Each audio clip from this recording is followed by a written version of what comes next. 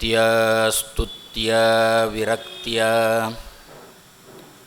ಭಜದಮಲಜನ ಔನ್ನತ್ಯ ಭೂತಿ ಅರ್ಪಕಾಯ ಕ್ಷಿತ್ಯಾಂ ಅತ್ಯಲ್ಪಭೃತ್ಯೇಷ್ವಪಿ ಕುಜನಕೃತ ಔದ್ಧತ್ಯ ಭೂತ್ಯಾಜಕಾಯ ಕರ್ತ್ರೇ ಧರ್ತ್ರೇ ಅಥ ಹರ್ತ್ರೇ ಹಯಮುಖಹರಯೇ ಅಮುತ್ರ ಪಾತ್ರೇ ನಮಸ್ತೆ ತಸ್ಮೈ ಕಸ್ಮೈಚಿತ್ ಅಸ್ಮನ್ಮನಸಿ ಧೃತಕಥಾ ವಿಸ್ಮೃತೌ ಸ್ಮಾರಕಾಯ ಶ್ರೀರಮಾಯೈ ನಮಃ. ಶ್ರೀ ಆನಂದತೀರ್ಥ ಗುರುಭ್ಯೋ ನಮಃ.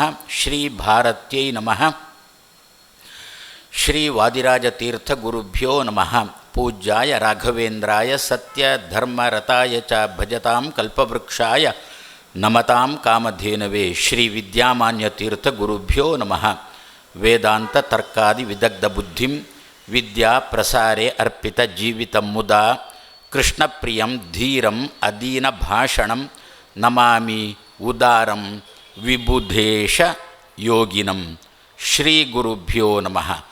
ಜನ್ಮಾದಿ ಅಸ್ಯ ಯತಃ ಅನ್ವಯಾತ್ ಇತರತಃ ಚ ಅರ್ಥೇಷು ಅಭಿಜ್ಞಃ ಸ್ವರಾಟ್ ತೇನೇ ಬ್ರಹ್ಮ ಹೃದಯ ಆದಿಕವಯೇ ಮುಹ್ಯಂತಿ ಯಂ ಸೂರಯಃ ತೇಜೋವಾರಿಮೃದಾಂ ಯಥಾ ವಿನಿಮಯಃ ಯತ್ರ ತ್ರಿಸರ್ಗಃ ಮೃಷಾ ಧಾಮ್ನಾ ಸ್ವೇನ ಸದಾ ನಿರಸ್ತಕುಹಕಂ ಸತ್ಯಂ ಪರಂ ಧೀಮಹಿ ಸೃಷ್ಟಿ ಸ್ಥಿತಿ ಅಪ್ಯಯ ಈಹ ನಿಯತಿ ದೃಶಿ ತಮಃ ಬಂಧ ಮೋಕ್ಷಾಶ್ಚ ಯಸ್ಮಾತ್ ಅಸ್ಯ ಶ್ರೀ ಬ್ರಹ್ಮ ರುದ್ರ ಪ್ರಭೃತಿ ಸುರ ನರ ದ್ಯು ಈಶ ಶತ್ರುತ್ಮಕಸ್ಯ ವಿಷ್ಣೋಃ ವ್ಯಸ್ತಾಃ ಸಮಸ್ತಾಃ ಸಕಲ ಗುಣನಿಧಿಃ ಸರ್ವದೋಷವ್ಯಪೇತಃ ಪೂರ್ಣಾನಂದಃ ಅವ್ಯಯಃ ಯಃ ಗುರುರಪಿ ಪರಮಃ ಚಿಂತಯೇ ತಂ ಮಹಾಂತಂ.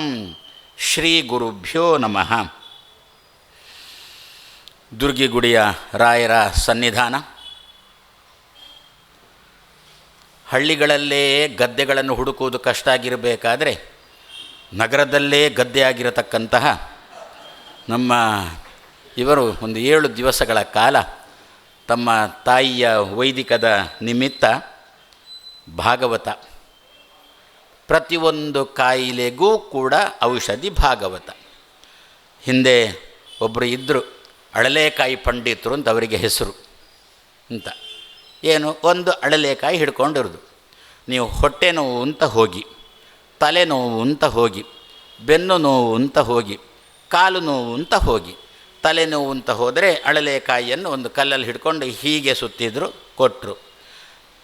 ತಲೆನೋವು ಅಂತ ಹೋಗಿಬಿಟ್ರೆ ಹೀಗೆ ಸುತ್ತಿದ್ರು ಕೊಟ್ಟರು. ಕಾಲು ನೋವು ಅಂತಂದರೆ ಉದ್ದಕ್ಕೆ ಸುತ್ತಿದ್ರು ಕೊಟ್ಟರು.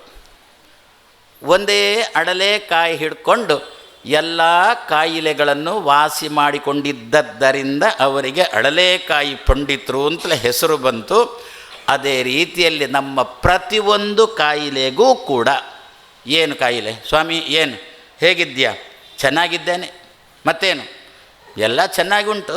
ಹೆಂಡತಿ ಒಂಚೂರು ಹೇಳಿದ್ದು ಕೇಳೋಲ್ಲ, ಇನ್ನೇನಾಗಬೇಕು, ಇರುವುದೇ ಅದರಲ್ಲಿ. ಮಕ್ಕಳು ಹೇಳಿದ್ದು ಕೇಳೋಲ್ಲ, ಗಂಡ ಹೇಳಿದ್ದು ಕೇಳೋಲ್ಲ, ವಿದ್ಯಾರ್ಥಿಗಳಂತೂ ಹೇಳಿದ್ದು ಕೇಳುವುದೇ ಇಲ್ಲ. ಇಂಥ ಸಂದರ್ಭದಲ್ಲಿ ಏನು ಮಾಡಬೇಕು ಅಂತ ಗೊತ್ತಾಗುವುದಿಲ್ಲ ಅಂತಂದಾಗ ಜ್ಯೋತಿಷ್ಕರ ಬಳಿಗೆ ಹೋದದ್ದಕ್ಕೆ ಜ್ಯೋತಿಷ್ಕರಂದರು ಭಾಗವತ ಹೇಳಿಸು ಅಂತಂದರು. ವ್ಯವಸ್ಥೆ ಮಾಡಿದ. ಭಾಗವತ ಒಂದು ಪಂಡಿತರನ್ನೋ ಸ್ವಾಮಿಗಳನ್ನೋ ಹುಡುಕಿದ. ಬಂದರು ಅವರು. ಶುರುವಾಯಿತು ಭಾಗವತ. ಇವೆಲ್ಲ ಹೊರಗೆ ತಿರುಗುತ್ತಾ ಇದ್ದಾನೆ. ಕೇಳಿದರು ಯಾರು, ಅಲ್ಲ ಭಾಗವತ ಅವರು ಹೇಳಿಸ್ಲಿಕ್ಕೆ ಹೇಳಿದ್ದು, ಕೇಳಲಿಕ್ಕೆ ಹೇಳಲಿಲ್ಲ. ಅವರು ಚಾಪೆ ಅಡಿ ನುಸುಳು ಅಂದರೆ ನಾವು ರಂಗೋಲಿ ಅಡಿ ನುಸುಳುವವರು. ಅದಕ್ಕಂದ್ರು ಭಾಗವತ ಹೇಳಿಸುವುದು ಅಂತಂದರೆ ಕೇಳುವ ಕ್ರಮದಲ್ಲಿ ಹೇಳಿಸುವುದು ಅಂತ ಅದಕ್ಕರ್ಥ. ಈಗೀಗ ಜ್ಯೋತಿಷ್ಕರು ಹೇಳಲಿಕ್ಕೆ ಶುರು ಮಾಡಿದ್ದಾರೆ, ಭಾಗವತ ಓದು ಅಂತ ಅನ್ಲಿಕ್ಕೆ ಶುರು ಮಾಡಿದ್ದಾರೆ. ಆದ್ದರಿಂದ ಅಷ್ಟು ಸಮಗ್ರವಾಗಿರತಕ್ಕಂಥ ಭಾಗವತ ಎನ್ನತಕ್ಕಂಥ ಗ್ರಂಥ ಎಷ್ಟುಂಟು? ಸುಮಾರು 18,000 ಶ್ಲೋಕಗಳಿಂದ ಕೂಡಿರತಕ್ಕಂಥ ಒಂದು ಗ್ರಂಥ. ಮಹಾಭಾರತ 1,00,000 ಶ್ಲೋಕಗಳಿಂದ ಕೂಡಿದ್ರದ್ದು 18,000 ಶ್ಲೋಕಗಳಿಂದ ಕೂಡಿದ್ದು. ಅಂದರೆ ವ್ಯಾಸರು ಅಂದರೂ ಕಾಣುತ್ತೆ ಏನು ಅಂತ, ನಿನಗೆ ಆಯುಷ್ಯ ಇರೋದು 100 ವರ್ಷ. ಆ 100 ವರ್ಷ ನೀನೇನು ಓದಬೇಕಾಗಿಲ್ಲ, ಪ್ರಹ್ಲಾದರಾಜರು ಹೇಳಿದ್ದಾರಲ್ವೋ, ನಮ್ಮ ಜೀವನದ 50 ವರ್ಷ ನಿದ್ರೆಯಲ್ಲೇ ಹೋಗುತ್ತಂತೆ, ನಮಗೆ ಗೊತ್ತಿಲ್ಲದಂತೇನು ನಿದ್ರೆಯಲ್ಲಿ ಹೋಗುತ್ತಂತೆ. ಮತ್ತೆ ಉಳಿದ 50 ವರ್ಷದಲ್ಲಿ 20 ವರ್ಷ ಬಾಲ್ಯ ಆಯಿತು, ನಂತರದ 20 ವರ್ಷ ವಾರ್ಧಕ್ಯ ಆಯಿತು, ಮತ್ತೆ ಉಳಿರತಕ್ಕಂಥ 10 ವರ್ಷದಲ್ಲಿ 5 ವರ್ಷ ಮನೆಗೆ ಬೇಕಾಗಿರತಕ್ಕದ್ದನ್ನು ತಂದು ಹಾಕಲಿಕ್ಕಾಯಿತು, ಮತ್ತೆ 5 ವರ್ಷದಲ್ಲಿ 2.5 ವರ್ಷ ಮೂಡಿಲ್ಲ ಅಂತ ಹೋಯಿತು, ಮತ್ತು 2.5 ವರ್ಷದಲ್ಲಿ ಪ್ರಾಣ ಯಾವಾಗ ಹೋಗುತ್ತೆ ಅಂತ ಗೊತ್ತಿಲ್ಲ. ಅದಕ್ಕೆ ಪ್ರಹ್ಲಾದರಾಜರು ಹೇಳಿದ ಅಭಿಪ್ರಾಯ ಹೇಗಿರುತ್ತೆ ಅಂತಂದು ಬಿಟ್ಟರೆ 50 ವರ್ಷ ನಿದ್ರೆಯಲ್ಲಿ ಹೋಗುತ್ತೆ. ಶಬ್ದದ ಅರ್ಥ ಹೀಗೆ ತಗೊಳ್ಳೋಣ. ನಿದ್ರೆ ಅಂದರೆ ಏನು? ನಿದ್ರೆ ಅಂದರೆ ಅಭಿಮಾನ ತ್ಯಾಗಕ್ಕೆ ನಿದ್ರೆ ಅಂತ ಹೆಸರು, ಹಿರಿಯರು ಕೊಟ್ಟದ್ದು. ಹಾಗೇ ತಾನೆ, ಅಷ್ಟೇ ತಾನೆ. ನಿದ್ರೆ ಅಂದರೆ ಅಭಿಮಾನ ತ್ಯಾಗವೇ ತಾನೆ, ಮತ್ತೇನಿಲ್ಲಲ್ಲ. ರಾತ್ರಿ ಮಲಗಿರ್ತೇವಲ್ಲ, ಆ ಮಲಗುವ ತನಕ ನಮ್ಮ ದೇಹದ ಮೇಲೆ ಏನು ಅಭಿಮಾನ ಮಕ್ಕಳ ಹತ್ರ ಕೇಳಿ ಗೊತ್ತಾಗುತ್ತೆ. ಮನೆಗೆ ನೆಂಟರು ಬಂದಿದ್ದಾರೆ, ಬಹಳ ವೈಶಾಖ ಮಾಸ ಅದು, ಮನೆಗೆ ನೆಂಟರು ಬಂದಿದ್ದಾರೆ. ಇರೋದು ಗಾಳಿ ಯಂತ್ರ ಒಂದೇ ಮನೆಯಲ್ಲಿ, ಇರುವುದು ತಲೆಗೊಂದು ಇಂಬು ಒಂದೇ, ತಲೆದಿಂಬು. ನಮ್ಮ ತಲೆಯೊಳಗೆ ಎತ್ತರದ ವಿಚಾರ ಬಾರ್ದಿದ್ರು ಅಡ್ಡಿಲ್ಲ, ತಲೆ ಅಂತೂ ಎತ್ತರದಲ್ಲಿ ಇರಬೇಕು ನಮಗೆ. ಅದರ ತಲೆ ಅಡಿಗೊಂದು ಇಂಬು ಅಂತ ಒಂದಿರುತ್ತೆ, ಅದು ಒಂದೇ ಇರೋದು. ಯಂತ್ರನೂ ಒಂದೇ ಇರೋದು. ಅವರಿಗೆ ಯಂತ್ರದ ಅಡಿಯಲ್ಲಿ ಹಾಕಬೇಕು ಚಾಪೆ, ತಲೆಗೊಂದು ಇಂಬು ಕೂಡ ಕೊಡಬೇಕು ಅವರಿಗೆ. ಆದರೆ ನಮ್ಮ ಮಗು ಹಠ ಮಾಡ್ತಾ ಉಂಟು, ಯಂತ್ರದ ಅಡಿಯಲ್ಲಿ ನಾನೇ ಮಲಗುವುದು, ಇಂಬು ನನಗೇನೇ ಬೇಕು ಅಂತ ಮಗು ಹಠ ಹಿಡಿತಾ ಉಂಟು. ಏನು ಮಾಡಬೇಕೀಗ? ಮಗುವನ್ನು ಗದರಿಸಿದರೆ ಮಗು ಮತ್ತೆ ಅಳ್ತಾ ಕೂತ್ರೆ ಬಂದ ಅತಿಥಿಗಳಿಗೂ ನಿದ್ದೆ ಇಲ್ಲ ಅಂತ ಆಗಿಬಿಡುತ್ತೆ. ಅದಕ್ಕೆ ಏನು ಮಾಡಿದಳಮ್ಮ, ಸರಿ ಮಲಗು ಅಂತ ಹೇಳಿಕೊಂಡು ಆ ಮಗುವನ್ನು ಅದರ ಅಡಿಯಲ್ಲಿ ಮಲಗಲಿಕ್ಕೆ ಬಿಟ್ಳು. ಮಗು ಮಲಗಿ 5 ನಿಮಿಷದಲ್ಲಿ ಮಗುವಿಗೆ ನಿದ್ದೆ ಬಂತು. ಅಮ್ಮ ಏನು ಮಾಡಿದಳು, ಚಾಪೆ ಸಮೇತ ಮಗುವನ್ನು ಎಳೆದಳು. ಅಲ್ಲಿಂದ ಎಳೆದು ಬೇರೆ ಕಡೆಯಲ್ಲಿ ಹಾಕಿ ಯಂತ್ರದ ಅಡಿಯಲ್ಲಿ ಆ ಇಂಬನ್ನು ಎಳೆದಳು. ಒಬ್ಬ ಅಪ್ಪ ಚಾಪೆ ಎಳೆದ, ಅಮ್ಮ ಇಂಬು ತಲೆದಿಂಬು ಎಳೆದಳು. ಎಳೆದು ಬಂದಂಥ ಅತಿಥಿಗಳಿಗೆ ಕೊಟ್ಟಾಗ ಅದರ ಅಡಿಯಲ್ಲಿ ಆರಾಮವಾಗಿ ಮಲಗಿದ್ರು. ಹಾಗಾದರೆ ನಿದ್ರೆ ಅಂದರೆ ಏನು? ಅಭಿಮಾನ ತ್ಯಾಗಕ್ಕೆ ನಿದ್ರೆ ಅನ್ನತಕ್ಕಂಥ ಹೆಸರನ್ನು ಹಿರಿಯರು ಕೊಟ್ಟರು. ಅದರ ಶಬ್ದದ ಅರ್ಥನೇ ಹಾಗೆ ಉಂಟು. ನಿದ್ರಾ, ನೀ ಚೆನ್ನಾಗಿ, ನಿತರಾಂ, ನೀ ಚೆನ್ನಾಗಿ, ದ್ರ ಓಡುತ್ತೆ ಅಂತೆ. ಯಾವ ಅವಸ್ಥೆಯಲ್ಲಿ ನಾವು ಇರುವಾಗ ಅಭಿಮಾನ ಓಡುತ್ತೋ ಅದಕ್ಕೆ ನಿದ್ರಾ ಅಂತ ಹೆಸರು. ಯಾವ ಅವಸ್ಥೆಯಲ್ಲಿರುವಾಗ? ನಿದ್ರೆಯಲ್ಲಿರುವಾಗ ನಮ್ಮ ದೇಹದ ಮೇಲಿನ ಅಭಿಮಾನ, ಮನೆ ಮೇಲಿನ ಅಭಿಮಾನ, ಎಲ್ಲ ಅಭಿಮಾನವೂ ಹೋಗುತ್ತಲ್ವೋ. ಆದ್ದರಿಂದ ಅದಕ್ಕೆ ಆ ಅವಸ್ಥೆಗೆ ಏನು ಅಂತ ಕರೆದ್ರು? ನಿದ್ರಾ ಎನ್ನುವ ಅಭಿಮಾನ ತ್ಯಾಗವನ್ನು ನಿದ್ರಾ ಎನ್ನುವ ಶಬ್ದದಿಂದ ಹಿರಿಯರು ಕರೆದರು. 50 ವರ್ಷ ನಿದ್ರೆಯಲ್ಲಿ ಹೋಗುತ್ತೆ ಅಂತಂದದಲ್ಲಿ ಹೋಗಬೇಕು ಅಂತ ಅರ್ಥ. ನಮ್ಮ ಜೀವನದಲ್ಲಿ 50 ವರ್ಷವನ್ನು ನಾವು ದೇಹದ ಮೇಲಿನ ಏಕೆ ಮಮತೆ ಕೊಟ್ಟು ದಣಿಸುವಿ ರಂಗ. ನನಗೆ ರಾಗ ಇಲ್ಲ, ಅನುರಾಗ ಮಾತ್ರ ಇರೋದು, ರಾಗ ಎಲ್ಲ ನಿಮಗೆ ಇರೋದು. ಏಕೆ ಮಮತೆ ಕೊಟ್ಟು ದಣಿಸುವಿ ರಂಗ. ಗೋಪಾಲದಾಸರದ್ದು ಹಾಡೊಂದು ಬಹಳ ಚೆನ್ನಾಗಿ ಉಂಟಲ್ಲ. ಯಾಕೆ ಮಮತೆ ಕೊಡ್ತೀಯ ಇನ್ನೊಂದು ಮೇಲೆ, ಯಾಕೆ ನನ್ನನ್ನು ಸತಾಯಿಸ್ತೀಯ ಅಂತ ಕೇಳಿದ್ದುಂಟಲ್ಲ. ಆದರೆ ಪ್ರಹ್ಲಾದರಾಜರಂತ ಇದ್ದಾರೆ, 50 ವರ್ಷ ನಮ್ಮ ಜೀವನದಲ್ಲಿ ನಿದ್ರೆಯಲ್ಲಿ ಹೋಗಬೇಕು ಅಂತಂದರು. ನಾವೇನು ಮಾಡಿದೆವು? ನಿದ್ರೆಯಲ್ಲಿ ಹೋಗಬೇಕು ಅಂತ ಅವ್ರು ಹೇಳಿದ್ದನ್ನು ಹಾಗೆ ತಗೊಂಡೆವು. 50 ವರ್ಷ ನಿದ್ರೆಯಲ್ಲಿ ಕಳಿಬೇಕಂತೆ, ಮನೆಯಲ್ಲಿ ಪೂರ್ತಿ ಅಮ್ಮ ನಿದ್ರೆ ಮಾಡಲಿಕ್ಕೆ ಆಗೋಲ್ಲ, ಆದ್ದರಿಂದ ಹೇಗೂ 7 ದಿವಸ ಇಲ್ಲಿ ಉಪನ್ಯಾಸ ನಡೀತದೆ. ಅದರಿಂದ 1 ಗಂಟೆಯಲ್ಲಿ ಯಾರೂ ತಂಟೆ ತಕರಾರು ಮಾಡೋಲ್ಲ, ಅದರಿಂದ ಆರಾಮದಲ್ಲಿ ನಿದ್ದೆ ಮಾಡಿಕೊಂಡಿರ್ಬೋದು ಅಂತ. ಇದು ನನ್ನ ಮಾತಲ್ಲ, ಉಪನ್ಯಾಸದಲ್ಲಿ ನಿದ್ರೆ ಬರುತ್ತೆ ಅಂತ ನನ್ನ ಮಾತಲ್ಲ, ದೇವ್ರು ಬರುವಾಗ ನಿದ್ರೆ ಬರುತ್ತೆ ಅನ್ನೋ ನನ್ನ ಮಾತಲ್ಲ. ನೀವು ಅದ್ಮಾರ ಸ್ವಾಮಿಗಳು ಯಾಕೆ ಹೀಗೆ ಮಾತಾಡ್ತಾರೆ ಅಂತ ಭಾವಿಸಬೇಡಿ. ಯಾಕೆಂದರೆ ಧೃತರಾಷ್ಟ್ರನಿಗೆ ನಿದ್ರೆ ಬಾರದಿರುವಾಗ ವಿದುರನಿಗೆ ಕರೆ ಕಳಿಸಿದ. ವಿದುರ ಬಂದಾಗ ಬಂದ ಮೇಲೆ ವಿದುರ ಕೇಳಿದ, ಯಾಕೆ ಕರೆ ಕಳಿಸಿದ್ದು ಅಂತ ವಿದುರ ಕೇಳಿದ. ಧೃತರಾಷ್ಟ್ರ ಅಂದ, ನಿದ್ದೆ ಬರೋಲ್ಲ ಅಂದ. ಅದಕ್ಕೆ ವಿದುರ ಕೇಳಿ, ನಾನೇನು ಮಾಡಬೇಕು ಅಂತಂದ. ಧೃತರಾಷ್ಟ್ರ ಅಂದ, ಉಪನ್ಯಾಸ ಮಾಡು ಅಂದ. ಇದು ಒಂದು. ಇನ್ನೊಬ್ಬ ಇದ್ದಾನೆ, ದೇವರು ಬರುವಾಗ ಮಲಗಿ ಬಿಟ್ಟವ. ಯಾರು? ಕಂಸ. ಕೃಷ್ಣ ಅವತಾರ ಮಾಡುವಾಗ ಕಂಸ ಮಲಗಿಕೊಂಡಿದ್ದನ. ಆದರೆ ದೇವರು ಬರ್ತಾರೆ ಅಂತಂದಾಗ, ದೇವರ ಬಗ್ಗೆ ಉಪನ್ಯಾಸ ಬರುತ್ತೆ ಅಂತಂದಾಗ, ನಮ್ಮಲ್ಲಿ ನಿಮ್ಮಲ್ಲಿ ತೂಕಡಿಕೆ ಏನಾದಿದ್ದರೆ ಅದಕ್ಕೆ ನಾವು ಬೇಜಾರು ಪಡಬೇಕಾಗಿಲ್ಲ.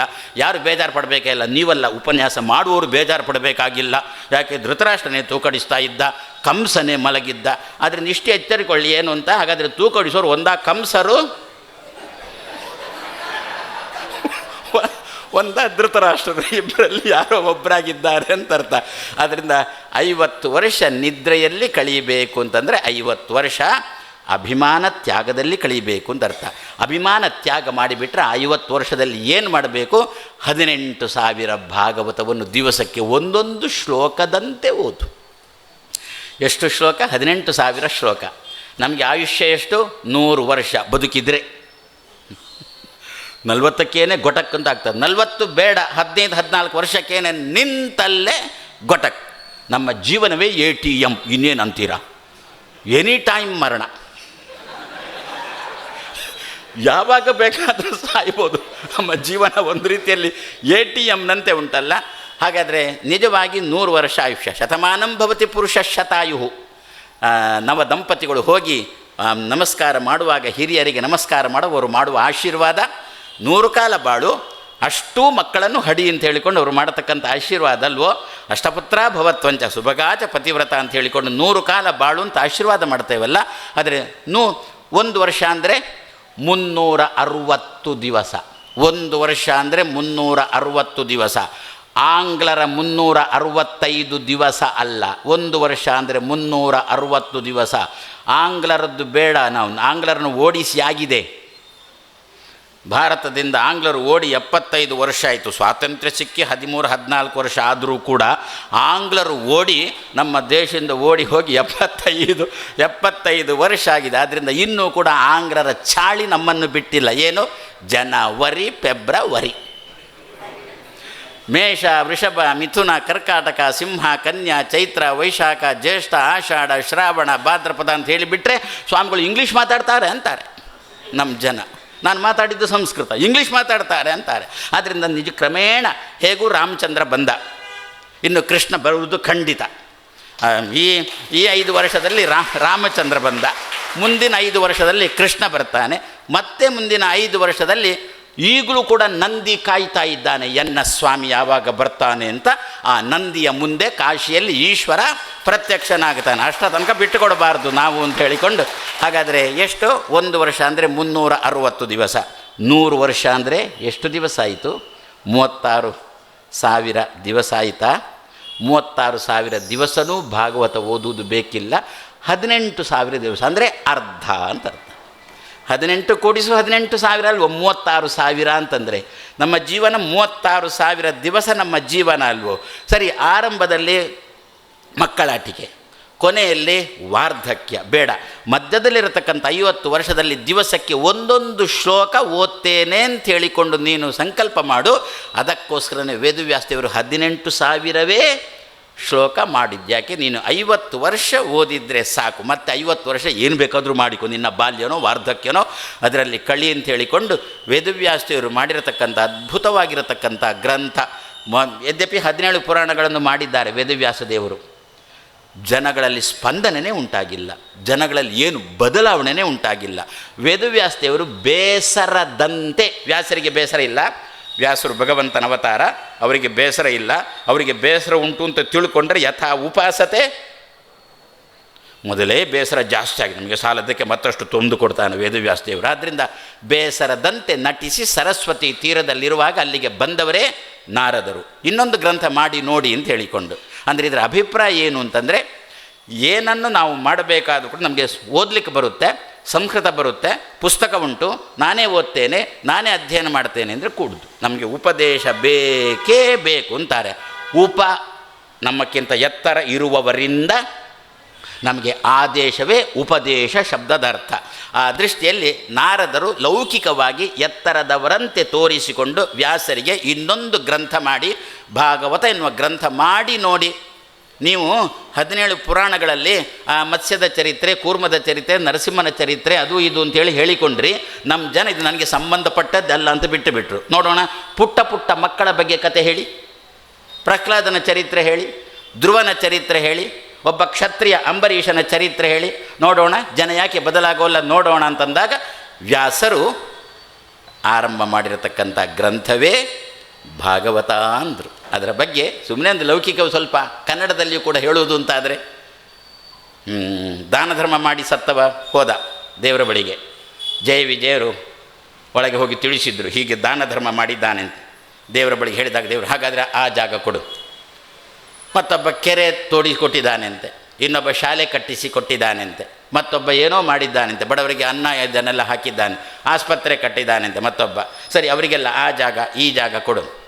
ಮತ್ತೊಬ್ಬ ಹೋದಾಗ ಜಯ ವಿಜಯರು ದೇವರ ಬಳಿಗೆ ಹೋಗಿ ಭಾಗವತ ಓದಿದವ ಬಂದಿದ್ದಾನೆಂತೆ ಅಂತಂದರು.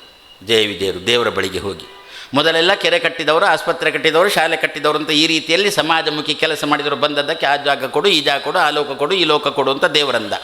ಇವ ಭಾಗವತ ಓದಿದವ ಬಂದಿದ್ದಾನೆ ಅಂತಂದಾಗ ದೇವರಂದಂತೆ ನನ್ನ ಭಾಗವತ ಅಂದಂತೆ. ಅದು ಭಾಗವತ ಅಂತ ಆಯಿತು ಅಂತ. ಬೇರೆಯವರನ್ನೆಲ್ಲ ನನ್ನ ಭಾಗವ ಅಂತ ಅಂದಿಲ್ಲ ದೇವರು, ಅವರಿಗೆ ಆ ಜಾಗ ಕೊಡು ಈ ಜಾಗ ಕೊಡು ಅಂತಂದ. ಭಾಗವತ ಓದಿಕೊಂಡು ಸತ್ತು ಯಾರು ಭಗವಂತನ ಬಳಿಗೆ ಹೋಗಿದ್ದಾನೋ ಅವನನ್ನು ಕುರಿತು ದೇವರು ಹೇಳಿದ ಮಾತು ಅದು ನನ್ನ ಭಾಗವ. ಹಾಗಾದರೆ ಅಂತ ಹೇಳಿಕೊಂಡು ಅದು ಭಾಗವತ ಭಾಗವತ ಭಾಗವತ ಆಯಿತು ಅಂತ. ಈ ರೀತಿಯ ಒಂದು ಕನ್ನಡದ ಬಗ್ಗೆ ಅಂದರೆ ವೇದವ್ಯಾಸದೇವರಿಗೆ ಭಾಗವತದ ಬಗ್ಗೆ ಅಷ್ಟೂ ಕಾಳಜಿಯಿಂದ ರಚನೆ ಮಾಡಿದಾಗ ನಮ್ಮ ಜನಗಳಲ್ಲಿ ಸ್ವಲ್ಪ ಸ್ಪಂದನೆ ಉಂಟಾಯಿತು. ಈ ಭಾಗವತದ ಮೂಲಕ ಸ್ಪಂದನೆ ಉಂಟಾಯಿತು. ಅದರ ಮಹತ್ವ ಏನು ಅಂತ ಗೊತ್ತು ತಾನೆ ನಮಗೆಲ್ಲ ಭಾಗವತದ್ದು. ಗೋಕರ್ಣ ಮತ್ತು ದುಂದುಕಾರಿ ಅಂತ ಇಬ್ಬರು ತಾನೆ. ದುಂದುಕಾರಿ ಎಷ್ಟು ದುಂದು ವೆಚ್ಚ ಮಾಡ್ತಾ ಇದ್ದ ಅಂತ ಗೊತ್ತು ತಾನೆ. ಯಾವ ಗಯಾ ಕ್ಷೇತ್ರಕ್ಕೆ ಹೋಗಿ ಏನು ಪಿಂಡ ಪ್ರದಾನ ಮಾಡಿದ್ರೂ ಕೂಡ ದುಂದುಕಾರಿಗೆ ಬಿಡುಗಡೆ ಆಗಿಲ್ಲ. ಪಿಶಾಚ ಜನ್ಮದಿಂದ ಪ್ರೇತತ್ವದಿಂದ ಬಿಡುಗಡೆ ಆಗಿಲ್ಲ. ಕೊನೆಗೆ ಯಾರೋ ಹೇಳಿದ್ರಂತೆ, ಒಂದು ಭಾಗವತ ಹೇಳಿಸು ಅವನ ಹೆಸರಲ್ಲಿ ತಂದಾಗ ಭಾಗವತ ಹೇಳಿಸುವಾಗ ಇವಾಗ ಕೇಳಬೇಕಲ್ಲ, ಎಲ್ಲಿ ಕೂತು ಕೇಳುವುದು? ಯಾರೂ ಕೂಡ ಜಾಗ ಕೊಟ್ಟಿಲ್ಲ ಅಂತೆ. ಯಾವ ಮರಗಿಡಗಳು ಯಾರೂ ಕೂಡ ಜಾಗ, ಯಾಕೆ ಪ್ರೇತ ಪಿಶಾಚಿ ಅಂತ ಹೇಳ್ಕೊಂಡು ಯಾರೂ ಜಾಗ ಕೊಟ್ಟಿಲ್ಲ. ಕೊನೆಗೆ ಜಾಗ ಕೊಟ್ಟದ್ದು ಯಾರು ಅಂತಂದರೆ ಒಳಗಿನಿಂದ ಟೊಳ್ಳಾಗಿರತಕ್ಕಂಥ ಬಿದಿರು ಜಾಗ ಕೊಟ್ಟಿತು. ಅದರಲ್ಲಿ ಕೂತ 7 ದಿವಸದ ಕಥೆಯನ್ನು ಕೇಳಿದ. ದಿವಸಕ್ಕೆ ಒಂದೊಂದೇ ಆ ಬಿದಿರಿನಲ್ಲಿ ಗಂಟುಂಟಲ್ಲ, ಒಂದೊಂದೇ ಒಡೀತಾ ಬಂತು. 7ನೇ ದಿವಸಕ್ಕೆ 7 ಗಂಟುಗಳು ಒಡೆಯಿತು. ಮುಖ ಗಂಟಿಕ್ಕುವುದು ಕಮ್ಮಿ ಆಯಿತು. ಪ್ರತಿ ದಿವಸ ಮನೆಯಲ್ಲಿ ಮುಖ ಗಂಟಿಕ್ಕಿಕೊಂಡೇ ಇರುತ್ತೆ. ಸುಸ್ತು. ಹೌದಾ? ಹಾಗಾದರೆ ಕಚೇರಿಯಿಂದ ಮನೆಗೆ ಬಂದವನೇ ಮೊದಲು ಒಂದು ಶ್ಲೋಕ ಭಾಗವತ ಓದು. ಆವಾಗ ಹೆಂಡತಿ ಮಕ್ಕಳ ಮುಖ ಯಾವುದು ಕೂಡ ಗಂಟಿರುವುದಿಲ್ಲ, ಎಲ್ಲ ಒಂದೊಂದೇ ಗಂಟು ಕಳಚುತ್ತಾ ಬರುತ್ತೆ. ಅಷ್ಟು ತಾಕತ್ತು ಭಾಗವತಕ್ಕೆ ಉಂಟು. ಆದ್ದರಿಂದ ಕೃಷ್ಣ ಏನು ಮಾಡಿದ? ಬೇಷ್, ಈ ಭಾಗವತ ಏನು ಮಾಡಿತು ಅಂತಂದರೆ ಒಬ್ಬ ವ್ಯಕ್ತಿಯನ್ನು ಪ್ರೇತತ್ವದಿಂದ ಬಿಡಿಸಿತು. ಆ ಪ್ರೇತತ್ವದಿಂದ ಬಿಡುಗಡೆಗೊಳ್ಳಲಿಕ್ಕೆ ಜಾಗ ಕೊಟ್ಟದ್ದು ಈ ಬಿದಿರು ಅಂತ ಕೃಷ್ಣ ಆಲೋಚನೆ ಮಾಡಿದ. ಆ ಬಿದಿರನ್ನು ತನ್ನ ಕೈಯಲ್ಲಿ ತೆಕೊಂಡ ಗೋಪಾಲ ಕೃಷ್ಣ ತಾನು ಆದ. ಅದಕ್ಕೋಸ್ಕರನೇ ಕೃಷ್ಣ, ನಮ್ಮ ಕೃಷ್ಣ ಗೋಪಾಲ ಕೃಷ್ಣ ವೇಣುನಾದ ಪ್ರಿಯ ಅಂತ. ಆದ್ದರಿಂದ ಯಾರಾದರೂ ಚೈತನ್ಯ ಒಳ್ಳೆದಿದ್ದು, ಚೇತನ ಒಳ್ಳೆದಿದ್ದು, ಏನೋ ವಾತಾವರಣಕ್ಕೆ ಬಲಿ ಬಿದ್ದು ಕೆಟ್ಟದ್ದು ಮಾಡಿಕೊಂಡಿರುವವ ಏನೋ ಒಂಚೂರು ಆಶ್ರಯ ಕೇಳಿಕೊಂಡು ನಮ್ಮಲ್ಲಿಗೆ ಬಂದರೆ ಅವನಿಗೆ ನಾವು ಅವನ ಪೂರ್ವಪೀಠಿಗೆ ನಮಗೆಲ್ಲ ಗೊತ್ತು ಅಂತ ಭಾವಿಸೋಣ.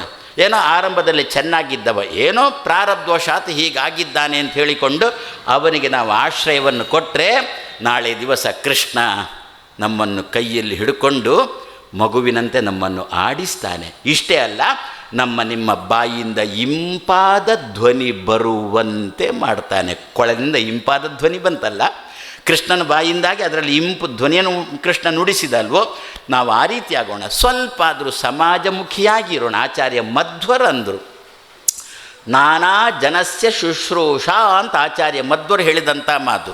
ಪ್ರತಿಮೆಯಲ್ಲಿ ದೇವರನ್ನು ಕಾಣು, ಬೇಡ ಅಂತ ಹೇಳೋಲ್ಲ.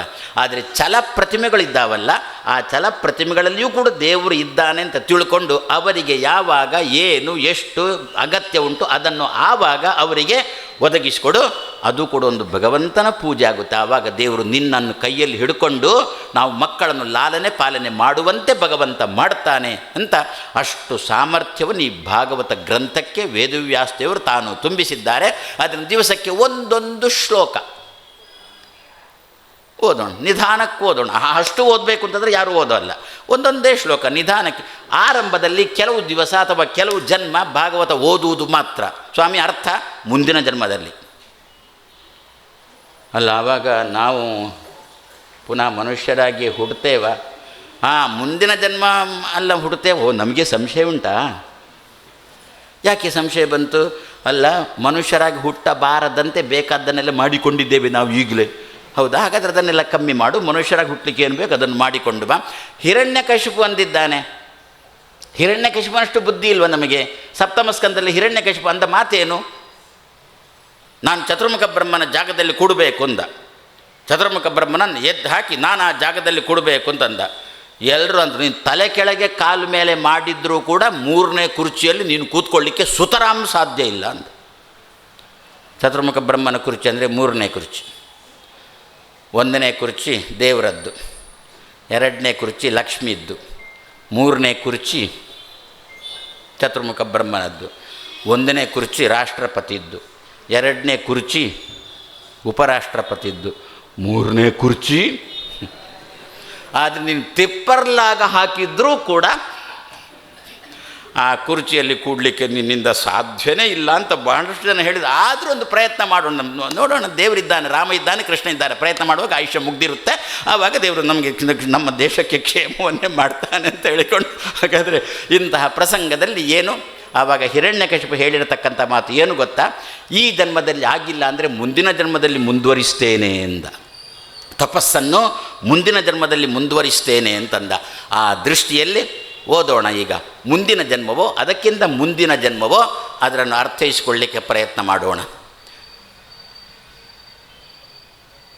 ಕೆಂಡ ಕಾಣದೆ ಮುಟ್ಟಿದರು ಸರಿ, ಕಂಡು ಮುಟ್ಟಲು ದಹಿಸದಿಪ್ಪುದೇ. ಬೆಂಕಿ ಅಂತ ಗೊತ್ತಿರಲಿ ಗೊತ್ತಿಲ್ಲದಿರಲಿ, ಮುಟ್ಟಿದರೆ ಸುಡದೇ ಇರುತ್ತಾ.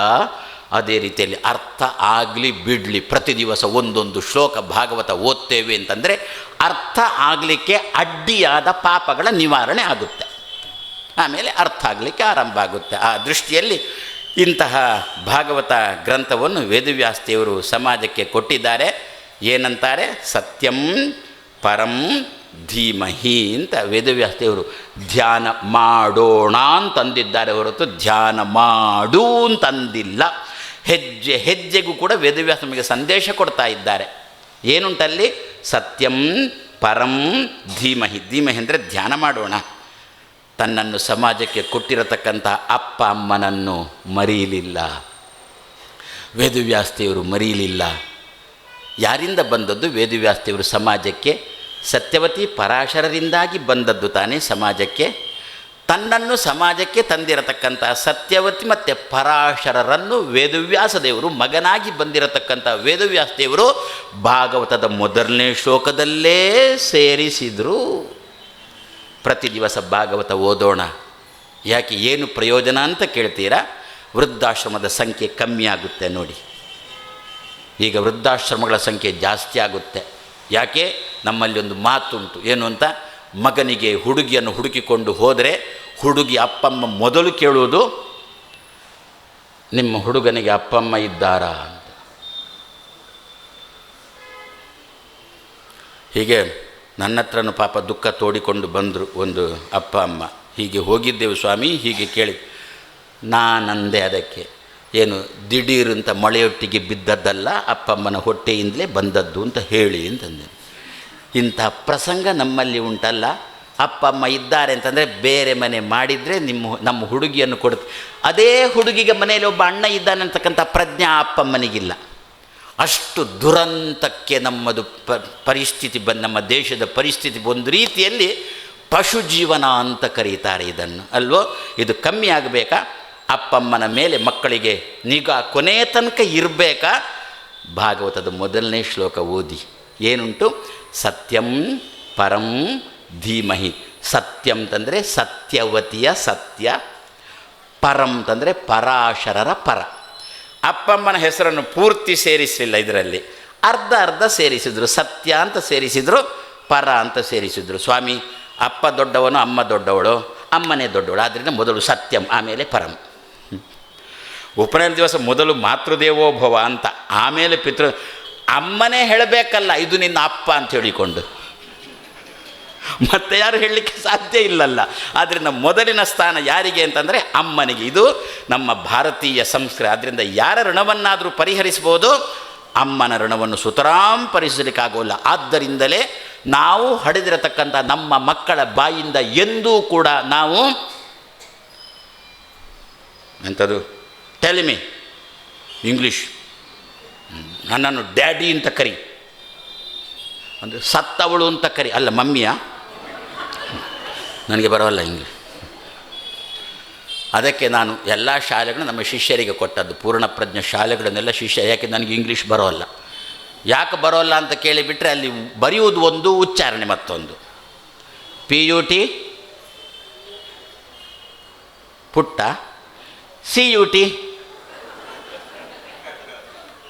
CUT ಕುಟ್ಟಲ್ಲ, PUT ಪಟ್ಟಲ್ಲ.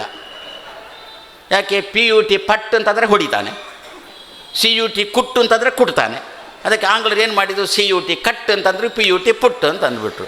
ಇದು ಸರಿಯೇ ಇಲ್ಲ ಅಂತ ಹೇಳಿಬಿಟ್ಟು ಎಲ್ಲ ಆಂಗ್ಲ ಶಾಲೆಗಳನ್ನು ನಮ್ಮ ಶಿಷ್ಯ ಈಶಪ್ಪಯ್ಯರ ಕೈಗೆ ಕೊಟ್ಟು ಆರಾಮದಲ್ಲಿದ್ದೇನೆ. ಆದ್ದರಿಂದ ನಮ್ಮದು ಆ ಸಂಸ್ಕೃತಿ ಅಲ್ಲ. ನಮ್ಮ ಮಕ್ಕಳ ಬಾಯಿಂದ ಪ್ರತಿ ದಿವಸ ಅಮ್ಮ ಅಮ್ಮ ಅಮ್ಮ ಅಮ್ಮ ಅಂತ ಶಬ್ದವನ್ನು ಮಕ್ಕಳ ಬಾಯಿಂದ ಬರುವಂತೆ ಮಾಡೋಣ.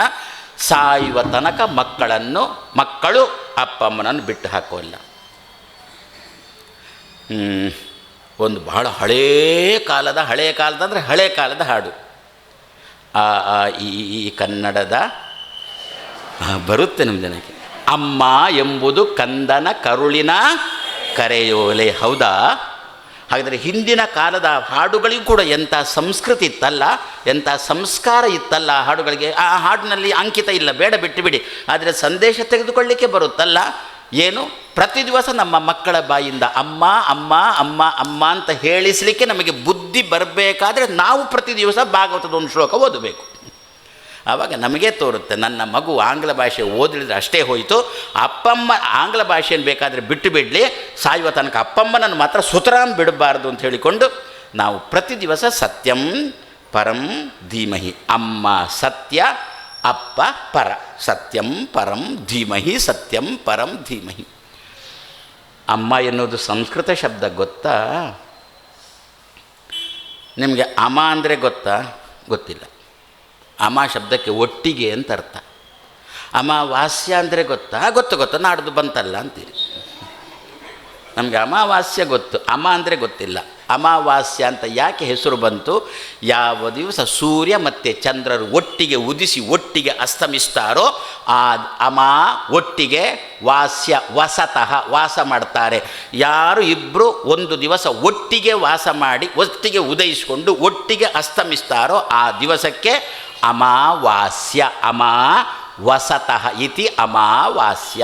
ತಿಂಗಳಿಗೆ ಒಂದು ದಿವಸ ಒಟ್ಟಿಗೆ ವಾಸ ಮಾಡಿದರೆ ತಿಂಗಳಿಗೆ 30 ದಿವಸನೂ ಒಟ್ಟಿಗೆ ವಾಸ ಮಾಡಿದರೆ ಅಮ್ಮ ಅಂತಂದರು. ಇದು ನಮ್ಮ ಭಾರತೀಯ ಸಂಸ್ಕೃತಿ. ಆದ್ದರಿಂದ ಅಪ್ಪಮ್ಮನ ಜೊತೆಗೆ ಮಕ್ಕಳು ಕೊನೆಯ ತನಕ ಇರಬೇಕು ಅಂತಾದರೆ ವ್ಯಾಸರಂದರು, ನಾನು ಕೊಟ್ಟಿರತಕ್ಕಂಥ ಭಾಗವತದ ಮೊದಲನೇ ಶ್ಲೋಕ ಓದೋ, ಪ್ರತಿ ದಿವಸ ಓದೋ. ಮಕ್ಕಳ ಹತ್ರ ಓದು ಅಂತ ಹೇಳಬೇಡ, ದೊಡ್ಡವರು ಓದಿ. ನಾವು ಏನಿದ್ರು ಕೂಡ ಮಕ್ಕಳ ತಲೆ ಮೇಲೇ ದಬಾಯಿಸೋದು.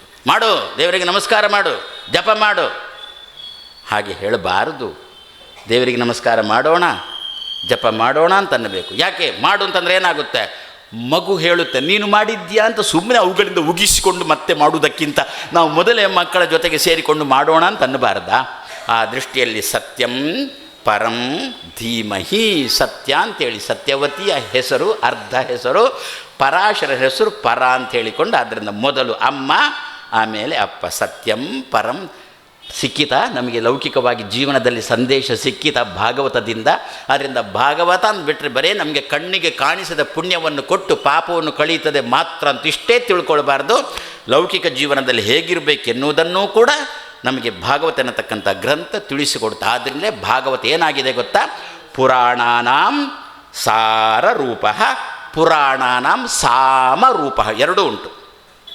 18 ಪುರಾಣಗಳಲ್ಲಿ ಶ್ರೇಷ್ಠವಾದದ್ದು. 18 ಪುರಾಣಗಳಿಗೆ ಸಾಮವೇದದಂತೆ ಇರತಕ್ಕದ್ದು. 4 ವೇದಗಳಲ್ವೋ? 4 ವೇದಗಳಲ್ಲಿ ಪ್ರಾಶಸ್ತ್ಯ ಯಾವುದಕ್ಕೆ? ವೇದಾನಾಂ ಸಾಮವೇದೋಸ್ಮಿ ಅಂತಲ್ವೋ ಕೃಷ್ಣನ ಮಾತು ಭಗವದ್ಗೀತೆಯಲ್ಲಿ.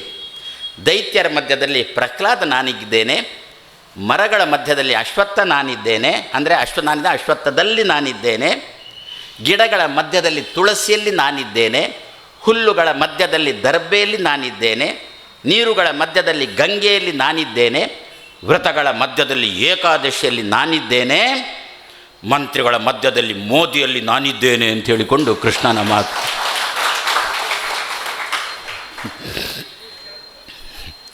ಆದ್ದರಿಂದ ಪುರಾಣಾನಾಂ ಸಾಮರೂಪ. ಹೇಗೆ ವೇದಗಳಲ್ಲಿ ಸಾಮವೇದ, ನಾವು ನಿತ್ಯ ದೇವರನ್ನು ತೊಟ್ಟಿಲಲ್ಲಿಟ್ಟು ತೂಗುತ್ತೇವಾ? ತೂಗುವಾಗ ಏನು ಹಾಡ್ತೇವೆ? ಗೊತ್ತಿದ್ದರೆ ಹಾಡ್ತೇವೆ, ಇಲ್ಲದ್ರೆ ಪಕ್ಕದಲ್ಲಿ ಬೈತಾ ಇರ್ತೇವೆ. ಮತ್ತೆಂಥದ್ದು? ಮಗುವಿಗೆ ನಿತ್ಯ ಅದನ್ನೇ ಕೇಳಿಸೋದು. ಯಾರಿಗೆ ಹೇಗೆ ಬೈಬೇಕೆನ್ನುವುದನ್ನೇ ಮಕ್ಕಳಿಗೆ ನಾವು ಕೇಳಿಸೋದು. ಅದಕ್ಕಂದ್ರೆ ಚೆನ್ನಾಗಿ ಹಾಡೋಣ, ಜೋ ಜೋ ಶ್ರೀಕೃಷ್ಣ ಪರಮಾನಂದ ಅಂತ ಹಾಡೋಣ. ಅದರಲ್ಲಿ ಒಂದು ಮಾತು ಬರುತ್ತಾ ಏನು ಅಂತ? ಸಾಮ ಗಾನ ಪ್ರಿಯ ಜೋ ಜೋ ಅಂತ ಒಂದು ಮಾತು ಬರುತ್ತಾ? ಸಾಮ ಅಲ್ವೋ? ಆ ಜೋ ಜೋ ಶ್ರೀಕೃಷ್ಣ ಅದರಲ್ಲಿದ್ದರೆ ಇನ್ನೊಂದು ಹಾಡಿರುತ್ತೆ, ದೇವರನ್ನು ತೂಗತಕ್ಕ ಇನ್ನೊಂದು ಹಾಡಿರುತ್ತೆ. ಅದರಲ್ಲಿ ಆದರೂ ಬರುತ್ತಾ ಸಾಮ ಗಾನ ಪ್ರಿಯ ಜೋ ಜೋ?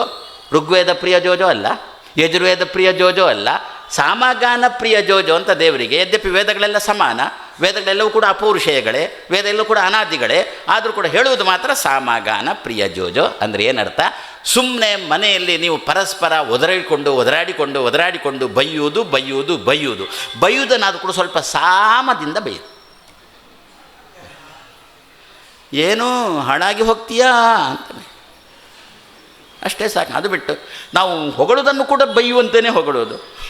ಅದಕ್ಕಂದ್ರು ಬೈಯುವುದನ್ನು ರಾಗದಿಂದ ಬೈಯಿರಿ. ಹಾಗಾದರೆ ಏನರ್ಥ?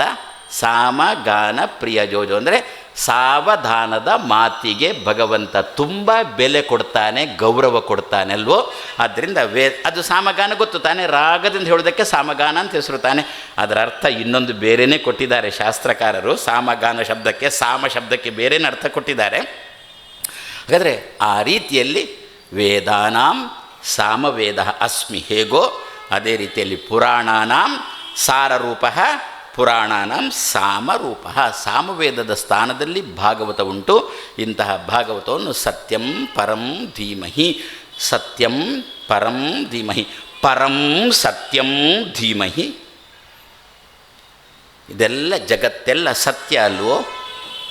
ನಾನೂ ಸತ್ಯ, ನೀನೂ ಸತ್ಯ. ಯಾವುದರಂತೆ ಅಲ್ಲ ಜಗತ್ತು, ಯಾವುದರಂತೆ ಅಲ್ಲ. ಸ್ವಲ್ಪ ಕತ್ತಲೆಯಲ್ಲಿ ಚೂರು ಬೆಳಕಿರುವಾಗ ಹಗ್ಗ ಓರೆಕೋರೆಯಾಗಿ ಬಿದ್ದಿದ್ದರೆ ಹಾವು ಅಂತ ಭ್ರಮಿಸ್ತೇವಲ್ಲ, ಆ ಹಾವಿನಂತೆ ಜಗತ್ತು ಅಲ್ಲ, ಜಗತ್ತು ಸತ್ಯ.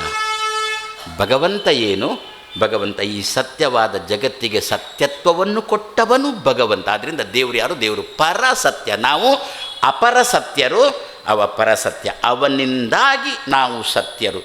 ಸತ್ಯ ಶಬ್ದಕ್ಕೆ ಇನ್ನೊಂದು ಅರ್ಥ ಕೊಟ್ಟಿದ್ದಾರೆ, ನಿತ್ಯ ಅಂತ ಇನ್ನೊಂದು ಅರ್ಥ ಕೊಟ್ಟಿದ್ದಾರೆ. ಸತ್ಯ ಶಬ್ದಕ್ಕೆ ಸತ್ಯ ಅಂದರೆ ನಿತ್ಯ ಅಂತ ಅರ್ಥ ಕೊಟ್ಟಿದ್ದಾರೆ. ಅದಕ್ಕೆ ಒಪೋಸಿಟ್ಟಾಗಿ ನಿಮಗೊಂದು ಹಾಡು ಹೇಳ್ತೇನೆ. ಯಾರಿಗೆ ಯಾರುಂಟು ಎರವಿನ ಸಂಸಾರ, ನೀರ ಮೇಲನ ಗುಳ್ಳೆ ನಿಜವಲ್ಲ. ನಿಜ ಅಲ್ವಾ ಗುಳ್ಳೆ? ಅದು ಗುಳ್ಳೆ ಸತ್ಯ ಅಲ್ವಾ? ಗುಳ್ಳೆ ಇಲ್ವಾ? ನೀರಿನ ಮೇಲೆ ಗುಳ್ಳೆ ಬರಲಿಲ್ವಾ? ಮತ್ತು ನಿಜವಲ್ಲ ಅಂದರೆ ಏನರ್ಥ? ಸ್ಥಿರವಲ್ಲ ಅಂತ ಅರ್ಥ. ನಿಜ ಅಲ್ಲ ಶಬ್ದಕ್ಕೆ ನಿತ್ಯ ಅಲ್ಲ ಅಂತ ಅರ್ಥ. ಹಾಗಾದರೆ ಸ್ಥಿರ ನಿತ್ಯ, ನಿಜವಲ್ಲ ಅಂದರೆ ನಿತ್ಯ ಅಲ್ಲ ಅಂತ ಅರ್ಥ ಅಲ್ವೋ? ಅದೇ ರೀತಿಯಲ್ಲಿ ಸತ್ಯ ಎನ್ನುವುದಕ್ಕೆ ಹೊರತು ಅದು ಗುಳ್ಳೆ ಸತ್ಯ. ಅದೇ ರೀತಿಯಲ್ಲಿ ಸತ್ಯ ಎನ್ನತಕ್ಕಂಥ ಶಬ್ದಕ್ಕೆ ನಿತ್ಯ ಅಂತ ಅರ್ಥ. ಈ ಜಗತ್ತು ನಿತ್ಯ ನಿತ್ಯ ನಿತ್ಯ. ಹೇಗೆ ನಿತ್ಯ ಜಗತ್ತು? ದೇವರಂತೆ ನಿತ್ಯ ಅಲ್ಲ, ಮತ್ತು ಪ್ರವಾಹದಂತೆ ನಿತ್ಯ. ಕಾಶಿಗೆ ಹೋಗ್ತೇವೆ, ನದಿಯಲ್ಲಿ ನೀರು ನೋಡ್ತೇವೆ, ನೀರು ಹರಿತಾ ಇದೆ. ಬರುವ ವರ್ಷ ಪುನಃ ಹೋದೆವು, ನೀರು ಹರಿತಾ ಉಂಟು. ನೀರನ್ನು ನೋಡಿ ಅದೇ ನೀರು ಅಂತಂದೆವು. ಅದೇ ನೀರಾ? ಆ ನೀರು ಸಮುದ್ರಕ್ಕೆ ಹೋಗಿ ಸೇರಿ ಮೋಡಾಗಿ ಪುನಃ ಬಂದು ಬಿದ್ದಾಗಿದೆ ಅದು. ಆದರೂ ಹೇಳುವಾಗ ಅದೇ ನೀರು ಅಂತೇವೆ. ಏನರ್ಥ? ಅದರಂತೆ ಇರತಕ್ಕಂಥ ನೀರು ಅಂತ ಅರ್ಥ ತಾನೆ. ಅದನ್ನು ದೃಷ್ಟಿಯಲ್ಲಿಟ್ಟುಕೊಂಡು ಅದೇ ನೀರು ಅಂತ ಹೇಗೆ ಹೇಳ್ತೇವೋ ಅದೇ ರೀತಿಯಲ್ಲಿ ಇಲ್ಲಿ ನಾವೆಲ್ಲ ಅದೇ ರೀತಿಯಾದ ಧಾತ ಯಥಾ ಪೂರ್ವಂ ಅಕಲ್ಪಯತೆ. ಹಿಂದಿನ ಕಲ್ಪದಲ್ಲಿ ಚತುರ್ಮುಖ ಬ್ರಹ್ಮ ಹೇಗೆ ಸೃಷ್ಟಿ ಮಾಡಿದ್ದಾನೋ ಪ್ರತಿ ಕಲ್ಪದಲ್ಲಿ ಕೂಡ ಅದೇ ರೀತಿಯಾದ ಜಗತ್ತನ್ನು ಚತುರ್ಮುಖ ಬ್ರಹ್ಮ ಸೃಷ್ಟಿ ಮಾಡ್ತಾನೆ. ಹಾಗಾದರೆ ಜಗತ್ತು ಬರುತ್ತೆ ಹೋಗುತ್ತೆ, ಬರುತ್ತೆ ಹೋಗುತ್ತೆ. ಜಗತ್ತಿನ ಜಾಗದಲ್ಲಿ ಜಗತ್ತು ಇಲ್ಲ ಅಂತ ಆಗೋಲ್ಲ, ಆದರೆ ದೇವರು ಮಾತ್ರ ಹಾಗಲ್ಲ. ಯಾವ ಜ್ಞಾನ ನಾವು ಇದ್ದೇವೆ, ಒಳಗಿನಿಂದ ಚೇತನ ನಿತ್ಯ. ಈ ದೇಹ ಇವತ್ತುಂಟು, ನಾಳೆ ಹೋಗುತ್ತೆ, ನಾಡ್ದು ಇನ್ನೊಂದು ದೇಹ ಬರುತ್ತೆ, ಚೇತನ. ಹಾಗಾದರೆ ದೇಹ ಬರ್ತದೆ ಹೋಗ್ತದೆ. ದೇವರಿಗೆ ಹಾಗಲ್ಲ. ಯಾವಾಗಲೂ ಕೂಡ ದೇವರ ದೇಹ ಜ್ಞಾನಮಯ ಆನಂದಮಯ, ಜ್ಞಾನಮಯ ಆನಂದಮಯ. ಹೀಗೆ ದೇವರನ್ನು ಪ್ರತಿ ದಿವಸ ಅದು ತಿಳಿಸಿಕೊಟ್ಟದ್ದೇ ಸತ್ಯ ಎನ್ನತಕ್ಕಂಥ ಶಬ್ದ. ಸತ್ ತ ಯಾ ಸತ್ಯ ಅಂತಂದರು. ಯಾವಾಗಲೂ ಕೂಡ ಒಂದು ಶಬ್ದವನ್ನು ಕೊಟ್ಟಾಗ ಹಾಗೆ ಅರ್ಥ ಮಾಡಬೇಡ, ಅದನ್ನು ಬಿಡಿಸು ಬಿಡಿಸು ಬಿಡಿಸು. ಬಿಡಿಸಿದಾಗ ನಿನಗೆ ಹೊಸ ಹೊಸ ಹೊಸ ಹೊಸ ಅರ್ಥ ತೋರುತ್ತೆ. ನಾನು ಯಾವಾಗಲೂ ಹೇಳೋದುಂಟು, ಏನು ಬೋಂಡ ಎಲೆಗೆ ಹಾಕಿದ ಕೂಡಲೇ ಗುಳುಮ್ಮ ಅಂತ ನುಂಗಬೇಡ ಅಂತೆ, ಅದನ್ನು ತುಂಡು ಮಾಡು. ತುಂಡು ಮಾಡಿದಾಗ ಅದರೊಳಗಿರತಕ್ಕಂತಹ ಬಟಾಟೆ, ಅರಶಿನ, ಆಮೇಲೆ ಕಡಲೆಬೇಳೆ, ಆಮೇಲೆ ಒಗ್ಗರಣೆ, ಕರಿಬೇವಿನ ಸೊಪ್ಪು, ಇಷ್ಟರದ್ದೆಲ್ಲ ರುಚಿ ಗೊತ್ತಾಗುತ್ತಲ್ವೋ. ತುಂಡು ತುಂಡು ಮಾಡಿ ತಿಂದರೆ, ಗುಳುಮ್ ಅಂತ ನುಂಗಿದರೆ ಏನು ಬಂತದ್ರಲ್ಲಿ. ಆದರೆ ಇಷ್ಟೇ ದೋಷ, ಗುಳುಮ್ ಅಂತ ತುಂಡು ತುಂಡು ತುಂಡು ತುಂಡು ಮಾಡಿ ತಿಂದರೆ ಇಷ್ಟೇ ದೋಷ. ಏನು ದೋಷ ಅಂತಂದರೆ, ಬೇಕಾ ಅಂತ ಕೇಳಿಕೊಂಡು ಬರುವಾಗ ಹಾಕೋಲ್ಲ, ಯಾಕೆ ಎಲೆಯಲ್ಲಿ ಉಂಟಲ್ವ ಅಂತೇಳಿ ಹಾಕೋಲ್ಲ ಅಷ್ಟೇ. ನಾವೇನು ಮಾಡ್ತೀವಿ, ಇನ್ನೊಂದು ಬೇಕು ಅಂತೇಳಿ ಗುಳುಮ್ ಅಂತ ನುಂಗಿಬಿಡ್ತೇವೆ, ಅದರ ರುಚಿ ಗೊತ್ತಾಗೋಲ್ಲ ಅಂತಾರೆ. ಇದನ್ನು ಸಮಾಜಕ್ಕೆ ತಿಳಿಸಿಕೊಟ್ಟವರು ಆಚಾರ್ಯ ಮಧ್ವರು. ಶಬ್ದವನ್ನು ಒಡಿ ಅಂತಾರೆ, ಒಡಿ ಒಡಿ. ಆವಾಗ ಅದರ ಒಳಗೆ ಸೇರಿರತಕ್ಕಂಥ ನಿಜವಾದ ಅರ್ಥ ನಿನಗೆ ನೆಮ್ಮದಿಗೆ ಸಿಗುತ್ತೆ. ಸತ್ಯ, ನಮ್ಮ ಮಗುವಿಗೆ ಸತ್ಯ ಅಂತ ಹೆಸರಿಡೋಣ. ನಿಮ್ಮ ನಕ್ಷತ್ರ ಪ್ರಕಾರ, ರಾಶಿ ಪ್ರಕಾರ, ವಾರ ಪ್ರಕಾರ, ತಿಂಗಳು ಪ್ರಕಾರ ಏನೇನು ಬೇಕಾದರೂ ಹೆಸರಿಡಿರಿ, ಆದರೆ ಕರೀಲಿಕ್ಕೆ ಮಾತ್ರ ಸತ್ಯ ಅಂತ ಹೆಸರಿಡಿ. ಏನರ್ಥ ಗೊತ್ತಾ ಸತ್ಯ ಶಬ್ದಕ್ಕೆ? ಒಳ್ಳೆಯ ತಿಳುವಳಿಕೆ, ಒಳ್ಳೆಯ ನೆಮ್ಮದಿ ಉಳ್ಳವ ಅಂತ ಅರ್ಥ. ಒಳ್ಳೆಯ ತಿಳುವಳಿಕೆ ಅಮ್ಮನಿಗೆ ಒಳ್ಳೆಯ ನೆಮ್ಮದಿ ಕೊಡುವವ ಅಂತ ಅರ್ಥ. ತಾನು ಒಳ್ಳೆಯ ತಿಳುವಳಿಕೆ ಉಳ್ಳವನಾಗಿ ಅಪ್ಪಮ್ಮನಿಗೆ ಒಳ್ಳೆಯ ತಿಳುವಳಿಕೆ, ಒಳ್ಳೆಯ ನೆಮ್ಮದಿಯನ್ನು ಕೊಡುವವ ಎನ್ನುವುದೇ ಸತ್ಯ ಶಬ್ದದ ಅರ್ಥ. ರಾಮಚಂದ್ರ ಅವತಾರ ಮಾಡಿಕೊಂಡು ಬಂದ, ಸತ್ಯನಾಗಿರತಕ್ಕಂಥ ರಾಮಚಂದ್ರ ಅವತಾರ ಮಾಡಿಕೊಂಡು ಬಂದ, ಸತ್ಯನಾಗಿರತಕ್ಕಂಥ ನಾರಾಯಣ ಕೃಷ್ಣನಾಗಿ ಬಂದ, ಪರಶುರಾಮನಾಗಿ ಬಂದ. ಎಷ್ಟು ಜನರಿಗೆ ತಮ್ಮ ಮುಖದಲ್ಲಿ ನೆಮ್ಮದಿ ಕೊಟ್ಟಿಲ್ಲ, ಎಷ್ಟು ಜನರಿಗೆ ಮನಸ್ಸಿಗೆ ಆನಂದ ಕೊಟ್ಟಿಲ್ಲ. ಆದ್ದರಿಂದ ದೇವರನ್ನು ಪ್ರತಿ ದಿವಸ ಸತ್ಯ ಸತ್ಯ ಸತ್ಯ ಅರ್ಥವನ್ನು ಮೆಲುಕು ಹಾಕಿಕೊಂಡು ಇನ್ನೂ ಬಿಡಿಸಬೇಕು ಅಂತಾದರೆ ಸತ್ ತ ಯಾ. ಸತ್ ಶಬ್ದಕ್ಕೆ ಒಳ್ಳೆಯದು ಅಂತ ಅರ್ಥ ಗೊತ್ತು ತಾನೆ. ಸಜ್ಜನ, ಸತ್ ಜನ, ಸಜ್ಜನ ಶಬ್ದಕ್ಕೆ ಒಳ್ಳೆಯ ಜನ ಅಂತ ಅರ್ಥ ತಾನೆ. ತು ಎನ್ನುವುದಕ್ಕೆ ಆನಂದ ಅಂತಂದರು, ಯಾ ಎನ್ನುವುದಕ್ಕೆ ಜ್ಞಾನ ಅಂತಂದರು. ಆನಂದ ಮತ್ತು ಜ್ಞಾನ. ನಮಗೆ ಆನಂದವನ್ನು ಕೊಡುವ ಜ್ಞಾನವನ್ನು ಯಾರು ಕೊಡ್ತಾನೋ ಅವನನ್ನೇ ಸತ್ಯ ಎನ್ನುವ ಶಬ್ದದಿಂದ ಕರೆಯೋಣ. ಬರ್ತಾರೆ ಕೆಲವರು, ಅವರು ಬಂದಾಗ ನಮಗೆ ಭಯ ಶುರುವಾಯಿತು. ಏನು, ಯಾರು ಸತ್ತ ಸುದ್ದಿ ಹಿಡ್ಕೊಂಡು ಬಂದನಪ್ಪ ಅಂತ ಹೇಳಿಕೊಂಡು. ನಾವು ಬೇರೆ ಸಮಯದಲ್ಲಿ ಬರೋಲ್ಲ, ಹೇಳಲಿಕ್ಕೆ ಬರೋಲ್ಲ. ನಮ್ಮ ಮನೆಯಲ್ಲಿ 60ನೇ ಶಾಂತಿಯೋ ಉಪನಯನ ಸಂಕಲ್ಪ ಮಾಡಿದರೆ ಆವಾಗ ನಮ್ಮದೇ ಬಂಧುಗಳು ಬಂದು ನಿಮ್ಮ ನೆಂಟರು ಸೀತೀರಿ ಹೋದರು ನಿಂತಿತಲ್ವ ಅಂತ ಹೇಳಲಿಕ್ಕೆ ಬರ್ತಾರೆ. ಆವಾಗ ಅಂಥವ್ರು ಬಂದರು ಅಂತಂದರೆ ನಮಗೆ ಒಳಗಿನಿಂದ ಭಯ ಆಗುತ್ತಾ, ಪುನಃ ಏನು ಕೆಟ್ಟ ಸುದ್ದಿ ಹಿಡ್ಕೊಂಡು ಬಂದಪ್ಪ ಅಂತ ಭಯ ಆಗುತ್ತಾ. ದೇವರನ್ನು ಸತ್ಯ ಎನ್ನ ಶಬ್ದದಿಂದ ಉಪಾಸನೆ ಮಾಡೋಣ. ಮನಸ್ಸಿಗೆ ನೆಮ್ಮದಿಯನ್ನು ಕೊಡುವ ತಿಳುವಳಿಕೆ ಉಳ್ಳವನೇ. ಯಾವ ತಿಳುವಳಿಕೆ ನನಗೆ ಬಂತು ಅಂತಂದರೆ ಮನಸ್ಸಿಗೆ ನೆಮ್ಮದಿ ಆಗುತ್ತೋ ಅದು ಒಳ್ಳೆಯ ತಿಳುವಳಿಕೆ ತಾನೆ, ಅದು ಒಳ್ಳೆಯ ನೆಮ್ಮದಿ ತಾನೆ. ಆದ್ದರಿಂದ ಈ ದೃಷ್ಟಿಯಿಂದ ವೇದವ್ಯಾಸರಂತ ಇದ್ದಾರೆ, ಇಡೀ ಭಾಗವತದ ಸಾರ ಏನು ಅಂತಂದರೆ ಓದುವವರಿಗೆ ಒಳ್ಳೆಯ ತಿಳುವಳಿಕೆ, ಒಳ್ಳೆಯ ನೆಮ್ಮದಿ. ಒಳ್ಳೆಯ ನೆಮ್ಮದಿಯನ್ನು ಕೊಡುವ ತಿಳುವಳಿಕೆಯನ್ನು ಕೊಡತಕ್ಕದ್ದೇ ಭಾಗವತ ಗ್ರಂಥ. ಆ ದೃಷ್ಟಿಯಿಂದ ಸತ್ಯಂ ಪರಂ ಧೀಮಹಿ ಇಂತಹ ಭಗವಂತನನ್ನು ಧ್ಯಾನ ಮಾಡೋಣ ಅಂತ ವ್ಯಾಸರು ಹೇಳ್ತಾ ಇದ್ದಾರೆ ಎಂಬಲ್ಲಿಗೆ ಇಂದಿನ ಮಾತನ್ನು ಮುಗಿಸ್ತಾ ನಾಳೆ ಸಾಯಂಕಾಲ ಪುನಃ 6:00 ಸೇರೋಣ.